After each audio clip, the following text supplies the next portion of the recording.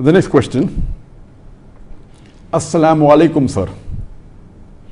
I am Muhammad Mubashir Rahman from Bogura, Bangladesh. I am a student of class 12.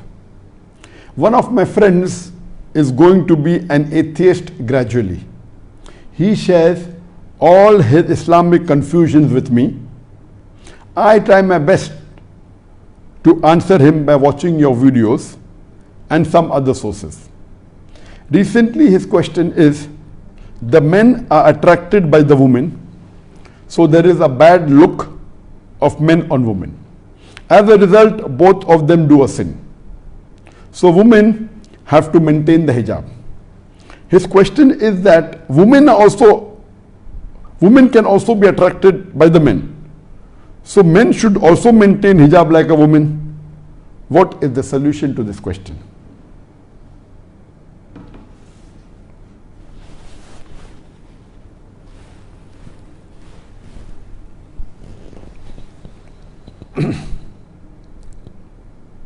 Brother Muhammad Mubashir has asked a question posed by his friend who he claims that he has high chances of becoming an atheist.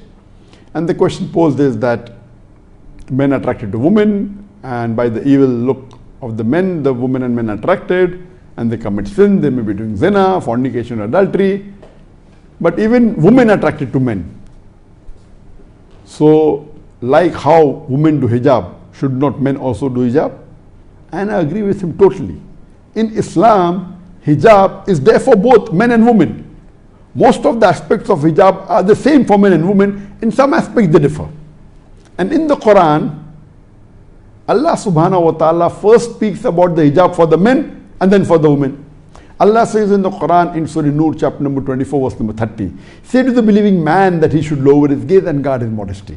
And display not, he should lower his gaze and guard his modesty. So once there was a young boy who was looking at a girl, staring at a girl for a long time. So I told him, brother, what are you doing? It's not allowed in Islam. He told me that a prophet said that the first glance is forgiven, the second is prohibited. I have not completed half my glance yet. What did the prophet mean by saying the first glance is forgiven and the second is prohibited? That does not mean you can stare at a woman for 10 minutes without blinking and say that I have not completed my glance. What the prophet meant was that if you accidentally look at a woman, do not look at her again to feast on her beauty. Or when you're walking and you can come to the woman is there, then the moment you look at a woman, then you should lower your gaze and do not stare at her, do not feast on her beauty. So in Islam, for a man to stare at a woman or to feast on her beauty is prohibited. This is the hijab for the man. The next verse speaks about the hijab for the woman. Allah says in the Quran, in Surah Nur chapter number 24 verse number 31, say to the believing woman that she should lower her gaze and guard her modesty, and display not her beauty except what appears ordinary of, and to draw her veil, a head covering, over her bosom, and display not her beauty except to her husband, her father, her brother, her son, and a list of mahram is given. And regarding the criteria for hijab, the basic criteria of clothing, there are 6 criteria for hijab. For the man, it's from the navel to the knee. For the woman, the complete body should be covered, except the face and the hands up to the wrist.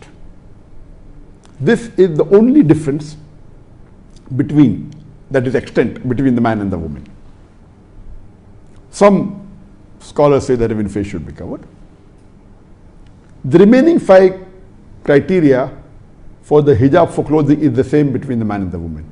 That the clothes they wear should not be so tight so that it reveals the figure. Number 3, it should not be transparent or translucent so that you can see through. Number 4, it should not be so glamorous so that it attracts the opposite sex. Number 5, it should not resemble that of the opposite sex. And number 6, it should not resemble that of the unbeliever. But this is only the hijab of clothing. It doesn't constitute the complete hijab.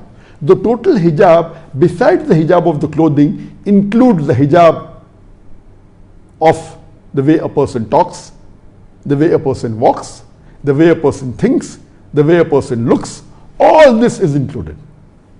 It is not only the clothing. Clothing is one aspect of hijab.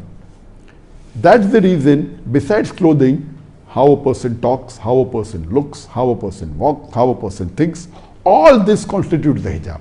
So I agree with the question posed by the friend of the questioner that shouldn't the men do hijab? Of course they should do.